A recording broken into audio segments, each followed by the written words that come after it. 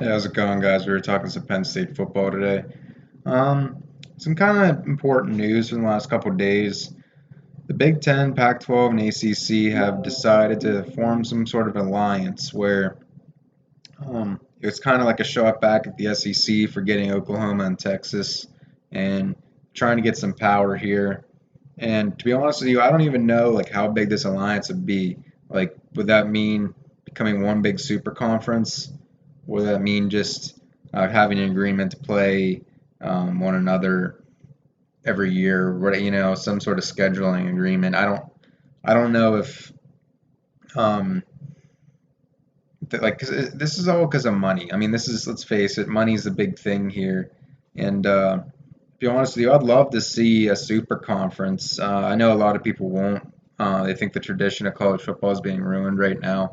And to be honest with you, I'd much rather see bigger matchups week in, week out between Power Five opponents as opposed to some early season non-conference matchups like against FCS teams or even crappy FBS teams. And it's just I'd like to see super conferences made, and you might see more losses for better teams, but I think that's fine. I think when you look at the NFL is a pretty exciting product, and part of the reason is because there's a lot of parity in it, a lot more parity than college football. And for like most of the games in college football, you can say who you think's going to win, and that team's going to win. Now, for like some of the ranked matchups and the close matchups, it's not true, but on a week-to-week basis, you can predict who's going to win probably at least 80-85% of the games.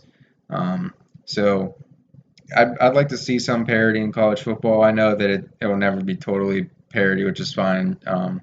Just the amount of money and resources that each program has differentiates. But I think it'd be an exciting product if you see the alliance happen. Now, how will this affect Penn State? I don't know. Penn State's never been like necessarily loyal to the Big Ten.